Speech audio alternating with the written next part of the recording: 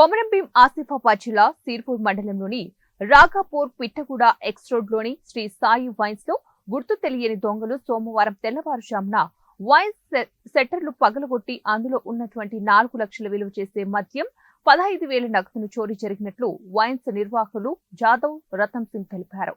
ఈ చోరీ విషయం పోలీసులకు సమాచారం ఇవ్వగా సోమవారం ఉదయం జైనూర్ సీఐ అంజయ్య సిర్పూర్ ఏఎస్ఐ వచ్చి పరిశీలించినట్లు నిర్వాహకులు తెలిపారు. డాగ్ స్క్వాడ్ తో క్లూస్ టీమ్ తో తనిఖీలు చేయిస్తానని సీఐ అంజయ్య తెలిపినట్లు వైన్స్ నిర్వాహకులు వసంతరావు తెలిపారు. వైన్స్ లో చోరీ జరగడం ఇదే మొదటిసారని తెలిపారు. వైన్స్ లో దొంగతనంపై పోలీసులు అన్ని కోణాల్లో కూడా విచారణ సాగించారు. సిర్పూర్ రాఘాపూర్ రాత్రి దొంగతనం జరిగింది. నిన్న మేము క్లోజ్ చేసేటప్పటికి 13,90,000 రూపాయల స్టాక్ ఉండే. ఈరోజు మార్నింగ్ వచ్చేటప్పటికి దాంట్లోకి వెళ్ళి 4,97,560 రూపాయల స్టాకు దొంగలించడం జరిగింది. దాని మీద పోలీసులు ఎంక్వైరీ చేస్తున్నారు.